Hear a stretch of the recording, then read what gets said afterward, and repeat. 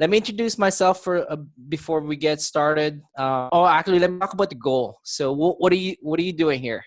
So, what my real goal metric of success is by the time you're finished this, you'll have a simple but proven plan that attracts strangers to your business and turn them into rev buyers, super fans, profitably and predictably. So I have a question. Who is this webinar for?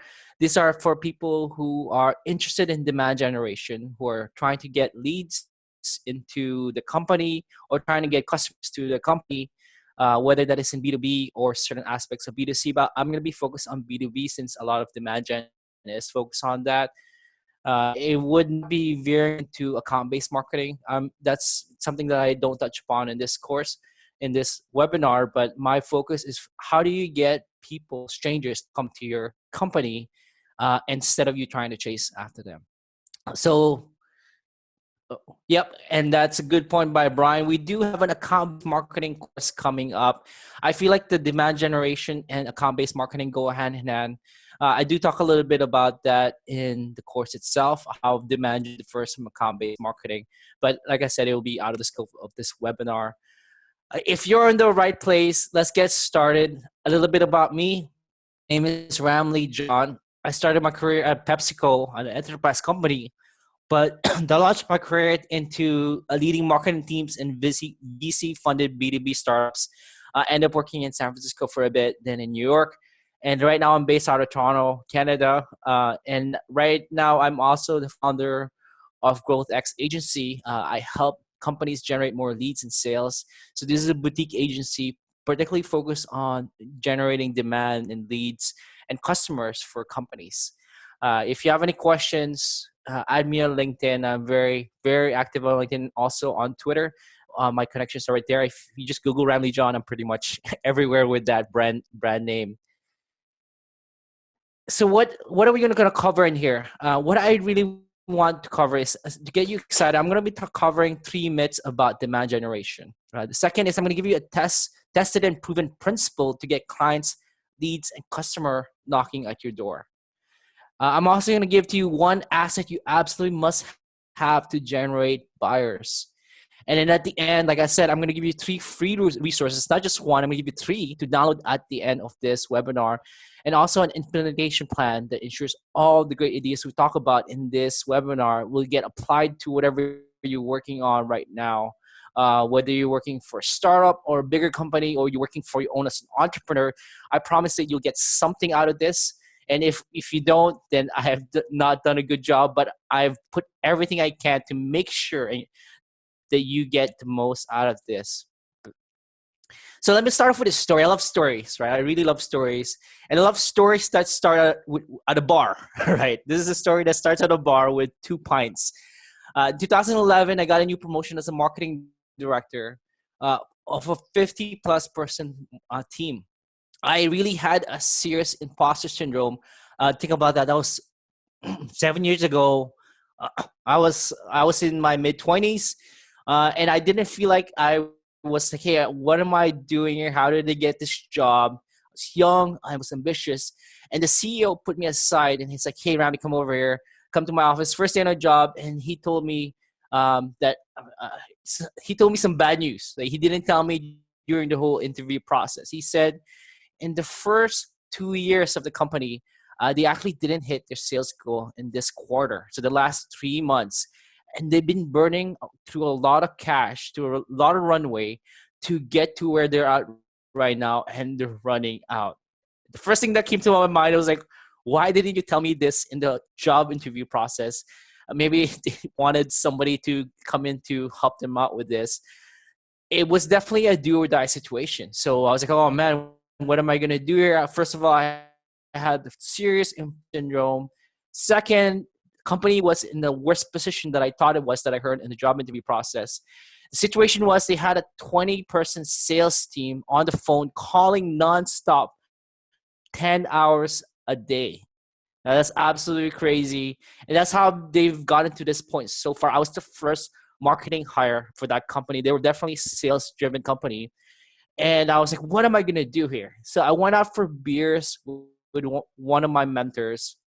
That's one of my advice for you. If you don't have a mentor, find a mentor in your field. And I had I had beer with a mentor of mine over after work, and I showed him the situation, and he was like, "Ramli, what the company's doing is actually completely backwards to what's going to happen in the coming few years." And this is back in 2011.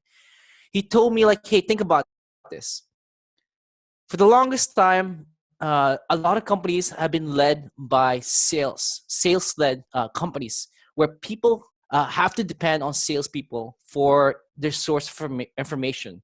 So regardless if you're trying to buy thumbtacks or your hardware store or your real estate agent, all the information you get from the salesperson. So like how much it is, how much is the product, what kind of features it has. It was all definitely dependent on sales. Those days are long gone, said my mentor.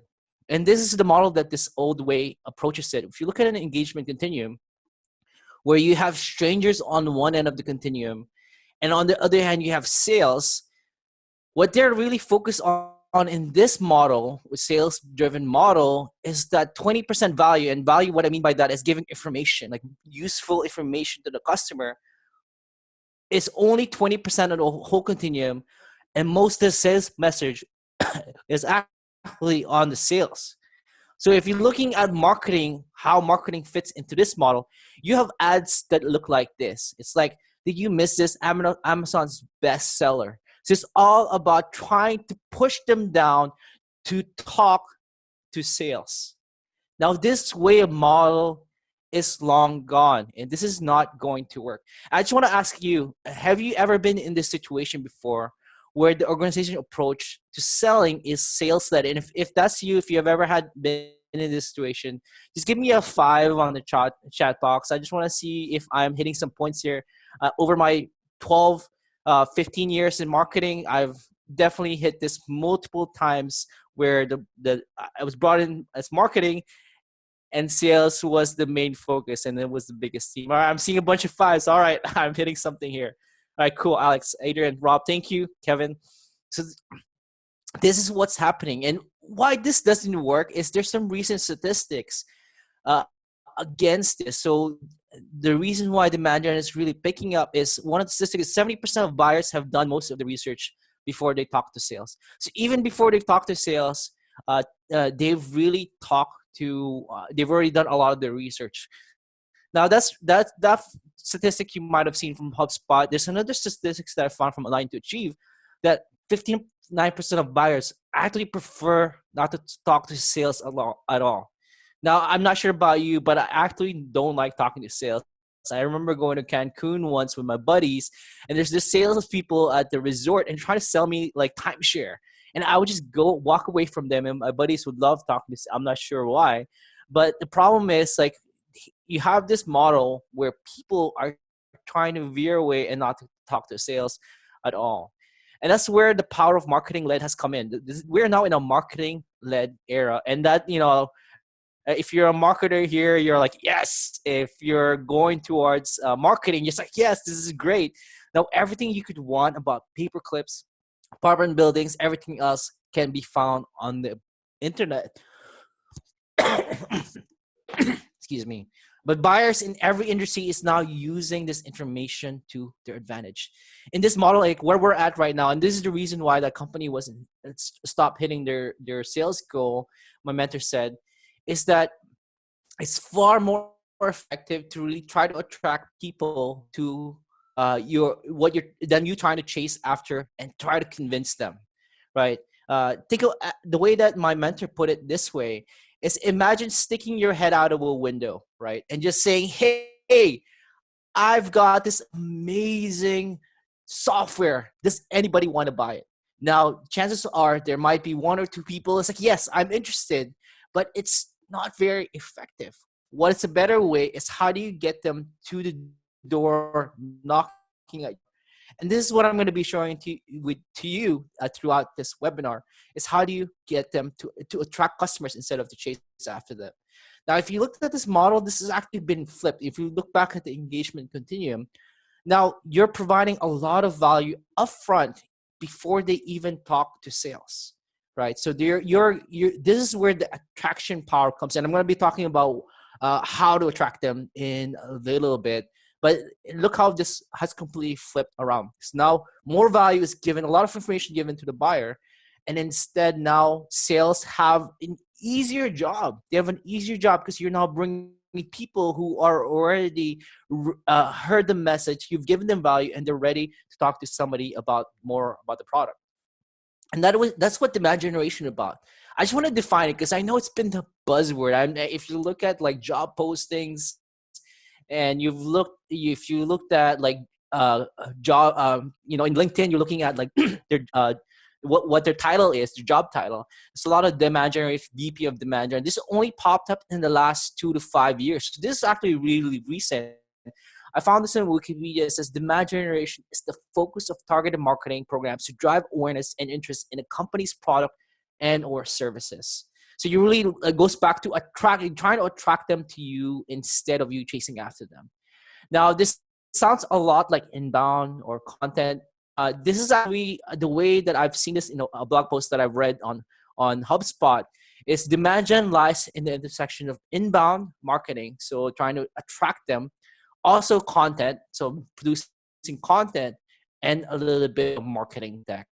Now, this is where demand gen fits in. I know demand gen with anything new, like growth hacking or demand generation, account-based marketing, there's a lot of myths, right? There's a lot of myths about it. I'm going to bust for you 3 myths I feel like really will help you think more about how to attract customers into your company. So the first myth is you just need a sexy website or the right tools or content, and the customers will come knocking down at your door. Now, the way that I'm going to respond to this is I'm going to tell you a story because I love I love telling stories, and I'm going to share with you why stories are so effective. So here's a picture of me, 2015, 3 years ago in Virginia Beach. So this is me right there. And this is a girl named Joanna. 3 years ago, some of my friends went down there and we just like hung out. And then I met this girl 3 years ago. And then just August 3 this year, I actually got married. So this is a picture of us getting married in Toronto, Canada. And we got married, Joanna and I. We went to Hawaii for a honeymoon. I just got back last week. You can see me, I'm a little bit sunburned. So if you saw a picture of me a month ago, I was like, oh, you look very lighter than you are right now. My point with this is the way that I look at demand gen. It's really, it's like building a relationship. You're trying to build intimacy with your customers, right? You're going there from strangers, from becoming a friend to becoming a customer. So you're proposing to them, you're getting into a relationship, and then you want them to turn into a super fan. So I really see human intimacy as business intimacy, and there's some kind of relationship between the two of them. When I started looking at the relationship, I was asking myself, how do you progress through human intimacy? Because that might be correlated between that and business intimacy. And there's actually this book, this really fascinating book by Desmond Morris, where he set out 12 stages of human intimacy. And he said there's 12 stages that humans have to get through to get more intimate with each other. And this is more of a romantic relationship, what I mean by this. So the first is you go from eye to body. So you see the, right? Oh, shout out to the 6, all right? I see some Toronto people here. Then you go to eye to body, and then you go to eye. So then you go voice to voice. You actually go up to the person and you talk to them. And then after talking to them, you get to know each other, and then you go hand to hand. Then you go arm to shoulder. So I'm not sure where that comes in. So this is his study. He studied like thousands of human relationships. And it went to arm to waist or back. So this would be a hug. And then mouth to mouth. So this would be a kiss. From hand to head. So a hand to a head. Then we have hand to body. And then mouth to body. And then hand to whatever, you can fill in that blank. And then you definitely can fill in the picture for that. What's really fascinating with this is that sequence really does matter, right? And what he said is that this can all happen, this 12 stages can all happen in one night, or it can happen over years. What matters, what he found is that the sequence matters. And he said that he found that if you skip more than 2 stages, you'll freak somebody out. You actually scare them away from you. So imagine going from voice to voice and all of a sudden giving them a hug, or going from arm to shoulder and suddenly trying, right? You'll scare that person away. And how this relates to this myth is that when you think about your website, when you think about your marketing, for a lot of people, that's their first interaction with you. And a lot of companies, and since it's very sales driven, the first thing they try to do is try to kiss the customer. They try to touch their body and tries to do something else and try to skip stages with that. And that's particularly the reason why this model is not working anymore. If you should look at customer intimacy in that sense, this actually is skipping multiple stages. And so having a great website and having the right tools can be great, but if you're not going through this process, then you're actually going to scare them away. So that's just one thing that you have to think about is website is not enough. You have to go through this human or business intimacy process. So that's one myth. Another myth that I'm going to share with you is you just have to fill the top of the funnel to acquire new leads. And this is something that I hear over and over again. It's just get us leads. Just get us leads over and over again. And so what marketing does is they get more leads. And this has been the ultimate metric for the old school way. So you get leads to the sales and the sales will close it. Now, the problem with this model is that a few ways. What we're going to see here in this example is that you can be getting leads, but it might not be actually really great leads. So another buddy of mine is like, hey, the marketing director just came up to them. It's like, yes, we are getting leads for $25 cost per lead. So that's not that bad. If the software is costing about like $200 to $300 a month, and then it's yearly contracts. So the $25 a month cost per lead is not bad. So they celebrate. The problem with this, and then what the CEO found a little bit deeper, is that only 1.8% of those leads were actually truly qualified and ready to talk to sales. So they're just skipping steps. And at the end, the true cost per lead is $2,660. So that's the actual cost per lead. So this is the problem when traditional marketing approach to this process is they try to focus on leads. The new way demand generation approach is you really want to be bridging the gap between sales and marketing. And the common language that you have to put together is revenue, right? You are at the end team revenue. And when you put that together, it aligns everybody going the same direction. There's another title that actually just popped up in the last couple of years. It's called Chief Revenue Officer. And really what the role of the Chief Revenue Officer is to try to pull together sales and marketing and say, hey, marketing, your job is not to get leads. And sales, your job is not to just pick up the call. Together, your job together is to get revenue at the door and get more sales. And so the ultimate goal of demand generation is not leads. This is not a course about lead generation. This is not, and that's a piece of it. But the end goal of demand generation really is to generate leads that sales team can close. So there's a few ways that can happen. The one way you need to do with your team is increase the time you spend talking to more qualified buyers and reduce the time speaking with less qualified buyers. And one of the tools that I've been using is something called Ideal Customer Profile. It's essentially a checklist of the most common attributes someone needs to have in order to become a successful customer for your offering. And when you start putting this together, you need to be meeting in the same room with the sales and market. I feel like sales and marketing is such a big alignment, is such a big part of demand generation. I dedicated a whole hour class on this very topic. So when you're defining this customer profile, there's this model called the band model. Some of you might heard it. Essentially, what you're looking at with your sales and marketing together, you're going to be looking at budget. So what kind of your ideal customer, what kind of budget do they need to have in order to fit to be a customer? What kind of authority, so decision making is involved in the whole selection process? What kind of need do they have to display? And what kind of time frame do they need to have do they have to be ready to talk to sales within the next month or 2 months? So let me give you an example in this for real estate agent. So maybe this is a real estate agent. In this example, you're a real estate agent for New York, and you're targeting people who are moving into Manhattan. So you're looking for people who have the budget as an annual income of $90,000 of annual income. Authority has credit score of at least $700 and can pass a background check. They have a need of moving to New York for a job, or a desire to move to New York for a job, and their time frame is moving in the next month.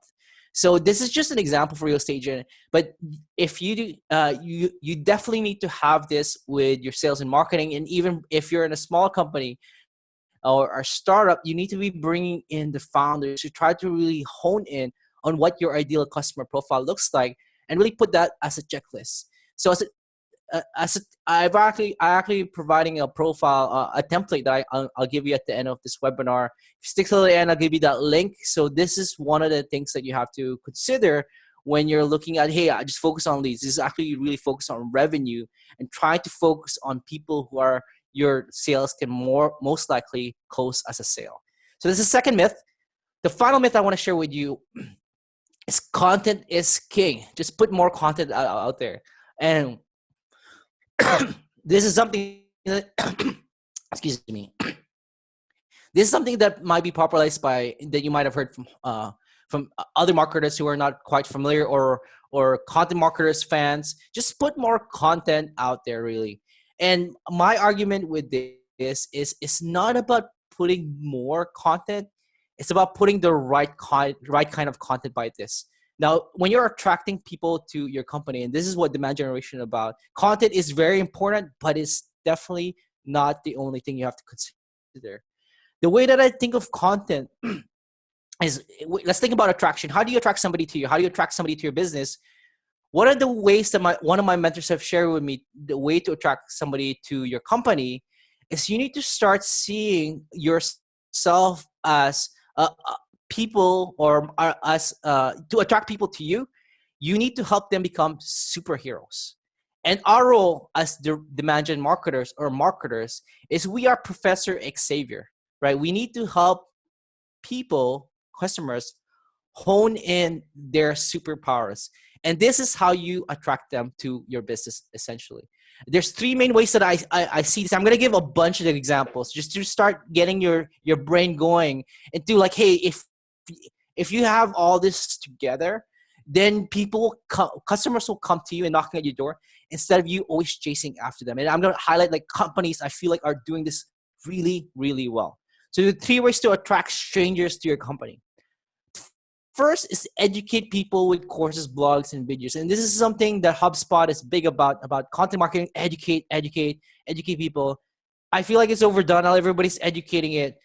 There's other ways to do it. Another way to do it is empower people with tools. There's only a few companies that are actually really doing this well. I'm going to share with you them. And the final thing, this is like the top 5% of companies that are really great at management. Not a lot of people do this last thing, is people don't realize that people are bored. Like, people want to be entertained. They're at their job. And if you catch their attention, and not just catch their attention for like 5 seconds, but to really entertain them, then you have a better chance of attracting them to you. I'm going to share with you examples of how that's done right. So an example of education, and there's a lot of things that are popping up, is free courses. There's this, I know there's chatbots are really big right now. And ManyChat is like one of the chatbot companies. There's like 50 to 100 chatbot companies right now.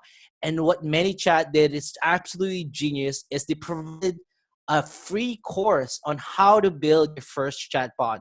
And this is just like mind-blowingly, like not one video. This is a 13-hour video course free for people to take on how to take the chatbot. Imagine that they're providing a lot of value upfront, even before they talk to somebody from sales. Another example of this is SEO. SEO is can I hear if there's any SEO people up in this webinar, right? If you're an SEO specialist or you know a little bit of SEO, Ahref actually opened up. Okay, always Adam, thank you. Right, Ahref actually provide always be optimizing. Perfect. That is so true. Ahref actually provided this free course on SEO. It just absolutely mind blowing. They provided a 5-hour course on SEO to people, and I'm like, why would they provide this course? You can be selling this for $400 to $500, $1,000. Really, their mindset is it's like watching paint dry. Yeah, sometimes it is. The thing with building a course and it's like, oh man, I'm putting up all this work is you're having this mindset. How can I provide value before even asking anything in return? And building a course, a lot of people are doing that right now. Another way to do it is blog. This is the more traditional way, building blogs. I feel like this has really been overdone. A lot of people are blogging and this oversaturated, but it's something you have to consider. The way that Conversion XL mindset, and I talked to the Conversion XL blog writer or content marketer. What Pep does is he makes sure that all their blogs are like the best of the best. He like really is like an editor with like the perfection mindset. When you put out a blog, you want to stand out. It's a lot harder these days, but if you really put out something that is like super solid, then it might pick up. When it comes to that's education. The next comes empowering, and not a lot of people are using tools to building free tools to attract people to you. One of the best ones is Moz. They provide a lot of free tools, right? When you start thinking about your company that you're working at right now, or that you're building, is there anything that you can any free tool that you can produce, like SEO, like Moz here? Another example is Shopify. So Shopify targets small business. I just looked at their website and they have this list of free tools, like free tools on how to build logos, free tools on how to generate business names, free tools on how to build slogans. So really they're trying to empower their customers to become superheroes. How do I save them time? How do I save them money? They don't have to hire necessarily hire a designer or a marketer. You're empowering them all these free tools with that. So now comes entertaining, and this is like something that you can consider for the long term. But I really feel like really the last few months, I've really been seeing a lot of companies like figure out how to entertain their to people, the people that they're targeting. One of them is called ClickFunnels. What they do is they build landing pages, and there's a lot of landing pages builder out there. There's a CEO named Russell Brunson started this YouTube channel, Funnel Hackers TV, and every once a week he produces like really entertaining educational videos, and it's really fun. Now that's one way to do it. Videos are actually a lot of work. Another way to do it is the podcast. Podcasts are easier to put together than you think. I actually have a podcast. I put that together in 3 to 4 weeks. And it's a great way to entertain people. And one of the best ones, if you haven't heard of Drift, right? They are absolutely killing it when it comes to demand generation, with attracting people to them. This is their CEO and their director of marketing, David and Dave, right? They have this podcast called Seeking Wisdom. Absolutely entertaining podcast. They're actually traveling the world right now, North America right now, to do live recordings to the podcast. What a great way to entertain and educate at the same time. One of the things that blew my mind that just happened like a few months ago is this. They're writing a book, right? Drift, and they're offering it for free. Like, I know you might have heard of free plus shipping, where you get the book for free, but you have to pay for shipping. Here, they pay for shipping and the book, like, which is absolutely what the heck. So they're writing a book called This Won't Scale, about how they grew Drift. It's a hard copy book they're giving away. I don't understand how they're figuring out all the financials behind that, but they are. and they have a link. I don't know if it's still up. I clicked on get it free. I put in my address. I put in my name, and they're gonna ship you that book when they write it at the end of this year, which is like what the heck? That's amazing. We talk about attraction, right? The final example I'm going to give you with entertaining is, once again, writing a book. You don't have to write a book. You can. That's the reason why I love telling stories. Is stories are entertaining, right? If you do a webinar, if you write a blog post, if you can tell a story, right, you can capture people's attention even longer than you can with just giving them information, right? And here's Rand Fishkin. He is the founder of Moz. He wrote this book called Lost and Founder. It's not a book about SEO. It's a book about his story, about his life, right? If you're a founder of your company, you really got to start thinking about telling your story, because your story becomes the company's story. I want to end all these examples with a quote from Rand Fishkin. He says, "I think when people are able to empathize with others, they can understand how they can help before they ask anything in return." And that really is what the heart of demand generation is about, I feel. Is how do you help people? How do you turn people into superheroes? How do you turn your potential customer into super even before they talk to sales?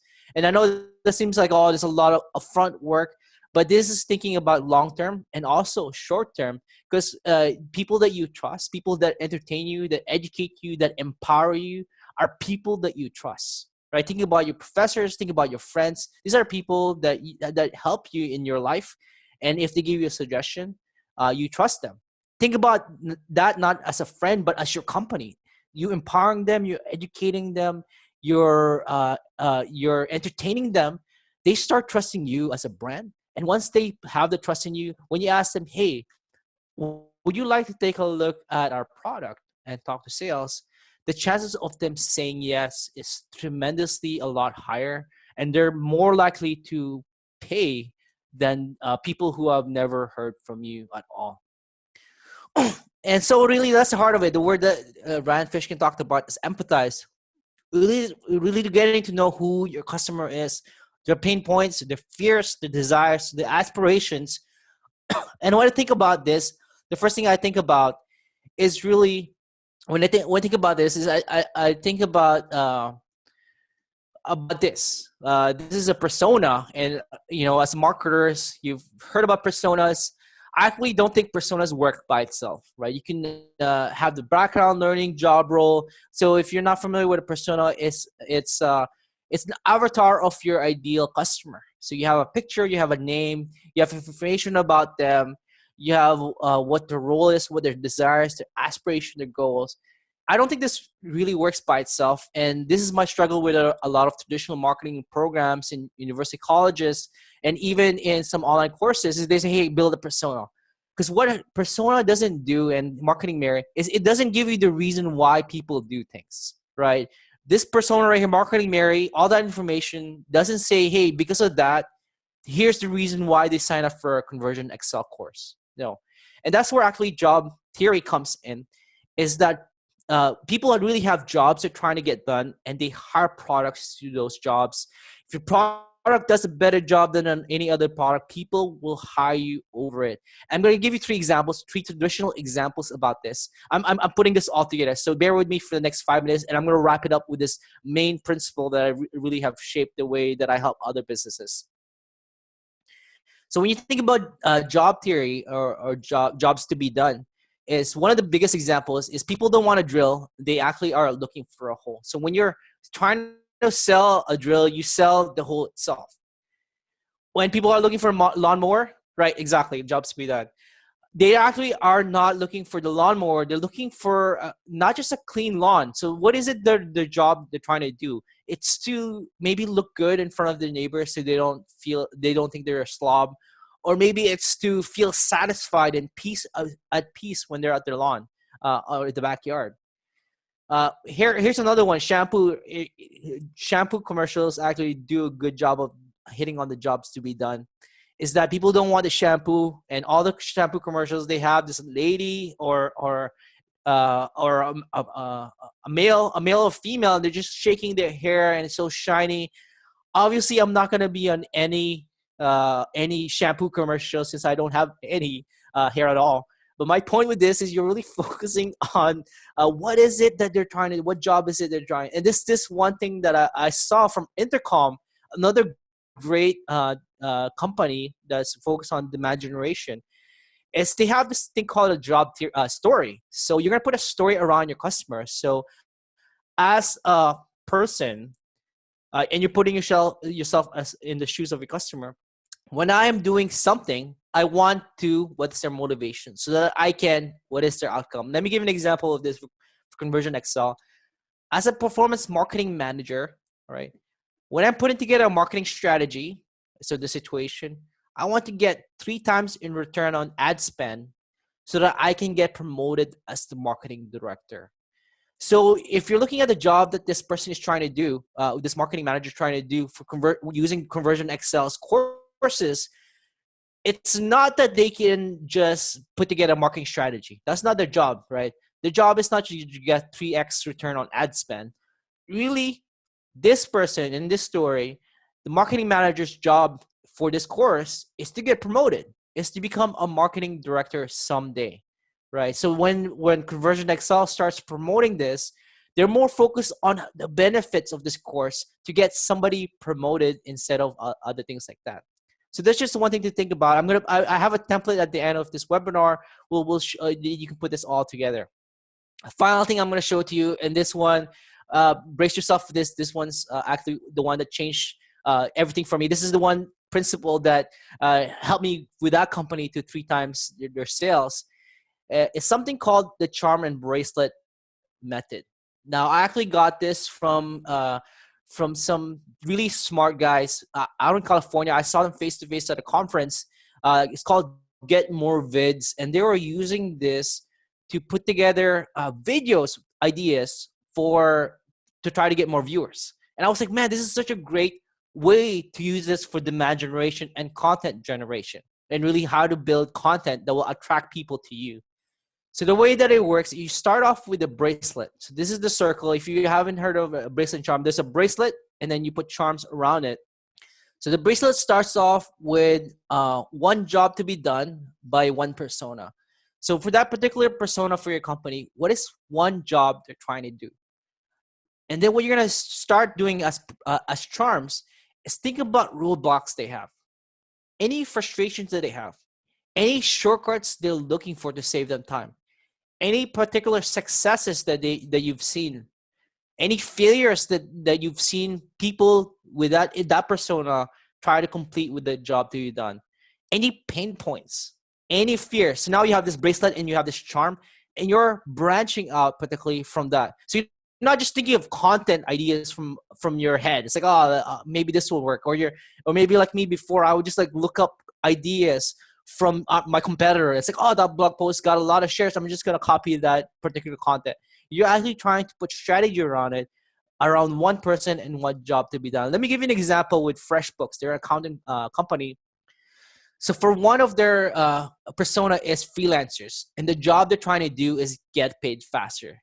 Now, if you're a freelancer or a consultant or an agency, one of the struggles you might have is how to get paid faster, because some companies just take so long, right? This is a job they're trying to do with your software. Now they came out with this tool to get paid using FreshBooks. So then you start thinking, if you're a marketing manager for FreshBooks, what kind of pain points and successes do they have? So some things that they might have is maybe best practices when it comes to payment terms. Maybe it's best practice when it comes to writing a contract. You can think about, ways to accept payment. Maybe that's one of the struggles to get paid faster, is they're only accepting a few ways of payments. Maybe you can talk about a success story of how a freelancer got paid right away. Or you can talk about common mistakes a freelancer makes when they're trying to get paid. Or maybe in another type of content, you create an entertaining video about accepting Bitcoin. And what to do if your client ghosts you. So what if your client all of a sudden disappears on the face of the planet? Now, what you want to do, and this is what I do for all my clients, this is all what I do for any students that I help with, is I build up multiple bracelet and charms for each persona that they have thought about for the company. and each of the jobs that the persona are trying to do. I'm talking about roadblocks, frustration, shortcuts, successes, failures, pain, and fear. And now you can start thinking about how this can help turn your potential customer into superheroes. You're removing roadblocks. You're becoming their solution to their frustrations. You're giving them shortcuts. You're giving them stories of success. You're telling them about failures and how to avoid it. You're trying to be the solution to their pain points and how to get over their fears. When you start doing that for your potential customers, right, they start seeing you as Professor Xavier. And guess what? Whatever, your customers are gonna be like, hey, here's my wallet, I have it wide open. And that's exactly the one principle that has really changed the way I do this for all my clients, do this for all companies that I worked with. As I wrap this up, I'm going to ask you, one of the things you start thinking about is maybe how can you educate your prospects? What are some ways? I gave you a lot of ideas this afternoon or this morning. How can you empower them with tools? Are there any particular tools that you can potentially hack together?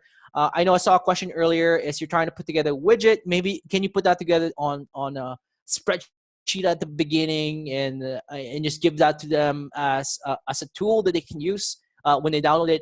How can you entertain them? Like, how maybe start thinking about how to put together podcasts, right? And how to put together some videos, which I actually cover in this course. So thank you for all of you who stayed till the end. Here are your free resources. I have an ideal customer checklist. I have a job story template. I have a content planning worksheet for you since you stuck around. You can go, I'm going to give you this link at the end. I'm going to give it to Conversion XL folks. And I'm going to send this out to you. But if you want to take a screenshot right now, you can go to bit.ly / and it's actually case sensitive. So CXL demand gen /resource. If you allow me, I'm going to talk a little bit about the course. The course is everything I do with any clients that I start with any company that I'm going to start. If they hire me as a marketing director, this is exactly step by step what I would do. And it's worked for my client side. It's generally done 5, 6, 6-figure sales, even 7-figure sale, multiple 6-figure, 7-figure sales for some of the companies that I've worked with.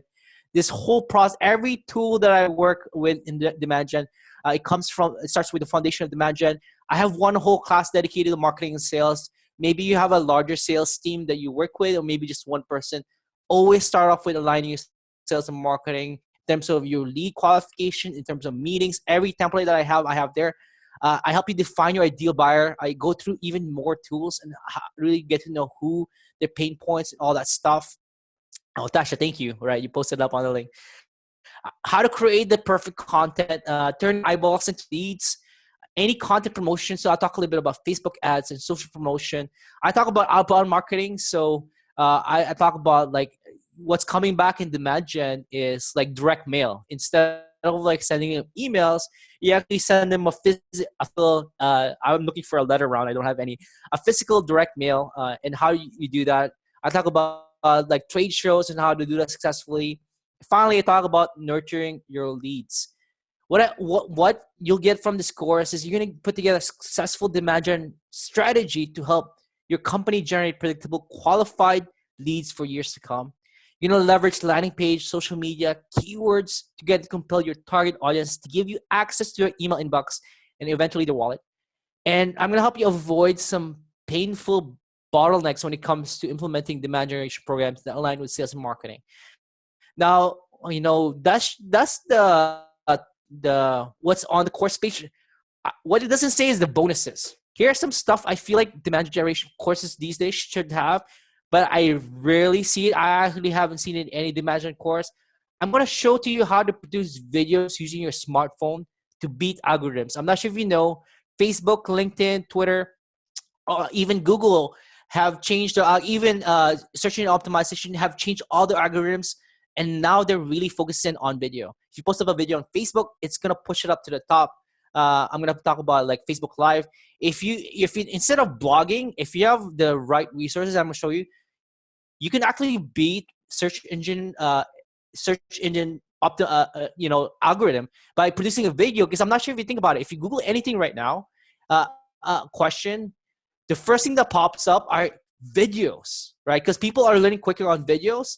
And in the last Google update, and I'm a little bit of a search nerd myself, the last Google update, algorithm update, the biggest increase in terms of traffic is YouTube, Vimeo, and also, yeah, so those YouTube and Vimeo. So really Google is doubling down on video. And if you want to stay relevant and actually even stay ahead of the curve in the next year or two, you need to learn how to produce videos really quickly. And I'm going to show you how to every tool I use to producing video using smartphone. I'm going to show you how to build a chatbot. I know that's such a big thing too, super hot. There's that 13-hour course. I gave you the strategy on how to put together a chatbot to nurture your strangers to customers. I haven't seen any demand gen course talk about cover chatbots, and this is what I'm going to do. I have office hours now just with me. I'm going to bring demand generation leaders from top companies. I'm still confirming them as it goes. So I'm not just gonna be like hands off. Like that's not kind of instructor I am. I've taught in Conversion Excel. I've also taught at a few colleges here in Toronto. And one of the things I do is I love teaching because I just love seeing people's eyes light up. As a final question, I want to ask you this question: how will your business and career change if you learn how to attract customers instead of chasing after them? Will you get that promotion? Will you be the one that doubles the sale, triples the sale for your company? How will it change if you learn everything you need that I use that's proven for the companies I work with to attract customers instead of chasing after them? I just want to thank you. I'm actually going to stick around for any questions that you have. So I still have 10 minutes, but if you have any more questions, the chat is wide open. I'm absolutely free. I've actually opened up with the next half hour, even more, to answer any of your questions about demand generation, any questions that you have about the course itself, any questions you have about Conversion Excel. You can type it up in the the chat box right now, and I will stick around. I literally will stick around to answer any questions that will help you. Get where you need to be in terms of your promotion, in terms of where your business is at, and yes, Brian's correct. Yes, so recording will be posted here later today. Yeah. So Jonathan asked, where can we find people who make interactive tools? So I do talk a little bit about that in the course. So one of the things that you can look at is one of the places I look at for building out anything is at Fiverr.com. So you go to Fiverr.com. It starts off $5, but I've found some programmers there that actually have built widgets for me for WordPress for very, very cheap. So you can look at Fiverr.com. It's one way that you can find somebody who can build interactive tools. You can also look at Upwork.com. So you can post up the job and you can get somebody to build out that interactive tool. Right. So that's where you can get it, Jonathan. Tasha, thank you so much for staying around. And Annette, thank you. Not offer phone numbers. Yep. None offer. Alex, great webinar. Thank you. Thanks, Alex. I appreciate it. I looked at Dribble. I've been at Idea. Fiverr is full of charlatans. Yeah. You have to be. So one of the things. So Jonathan, one of the things with Fiverr is I look at reviews. I'm looking at 5-star reviews, and I'm looking at 100 plus reviews at least. I've really gotten. I'm not sure if I've gotten lucky, but I've gotten like voiceovers from a podcast. I've built I asked somebody to build a widget. And also, if you have a problem, Fiverr will give you back your money. Oh, Evan, thank you so much. I appreciate it. Thank you. Would you say course is more applicable? So Evan asked if this is more applicable to B2C or B2B. I would say it's probably more focused on B2B. But I can say that there's a few B2C products, specifically if you're trying to get leads for a particular product first, and trying to sell them like a package in the long term. So if you're looking more for e-commerce, then this is probably not more for you, because like you don't have to go through the whole lead process. You just have to sell them to the product page. Yeah. Thanks for that question. Upwork, yeah, John. Yeah, I know, Jonathan. I know there's a few people on Upwork that it's not really great. Like I said, I really honestly look at reviews on Upwork too. So yeah. Any other questions? Like I said, completely free. I freed up my time. I'm really super excited for this course. I really feel like I've put a lot in this for Conversion Excel. I put a lot of things that I don't see very often. Like some of the stuff that I talked about. I talked a little bit about account based marketing. What what video resources do you recommend? So John, are you looking more about like producing video, or like what kind of other? If you're thinking about producing video, what do you recommend YouTube over? Oh, that's a great question. Okay, so YouTube. Do you recommend YouTube over Vimeo? All right, great question. So when if I'm trying to get a lot of viewers, and that's where the focus is, more like trying to attract strangers to your business, I would focus on putting it up on YouTube because it has like billions. I think I said it in the course, like 1.2 billion users are on YouTube, right? But if you're like more on the back end, so now they've entered and become your friend, right? You can put up videos on Vimeo, and one of the other tools that you use is Wistia. I absolutely love Wistia because you can change the color. It can completely be on brand with your product. And another tool is called Vidyard. You can control the play button. You can see how far people view through the video. So let's say you're trying to onboard somebody onto your product, or you're trying to indoctrinate them and trying to educate them. Wistia or Vidyard would be probably better, or Vimeo. Uh, the other thing with Vimeo is it's not free. It's free initially, but you have limited number of uploads. I've actually reached my uploads a few times. The great thing about Vimeo is it has like, I find it's sometimes better quality, and you can definitely control it. Do you lock down the video source so that it can only be seen on your website? Great question. So, John, really great question. Um, do you lock down video sources that can only be seen on your website, or do you open it up? So that it goes back to what you want to do. So if you're trying to attract them, you want to be as open as possible. You want to share it to the world. But if you're trying to start onboarding, and maybe if you have something proprietary and you don't want people to know all that information, then you definitely want to lock it down. So what I've seen a lot of companies do is more they're targeting strangers. It's out in the open, and more like the back end, like onboarding and all that stuff, would be definitely locked down. Yes. So some people are asking about my Calendly link, so I do have that available. Yep. So let me share with you my Calendly. I actually updated that for Conversion Excel for growth, for the growth course. The growth course I will have. So that's the other thing that I will have available if you sign up for this course. I will have my calendar open for us to chat for 15 or so minutes. If you for any students. So if you need any help with anything, I'm here to help you out.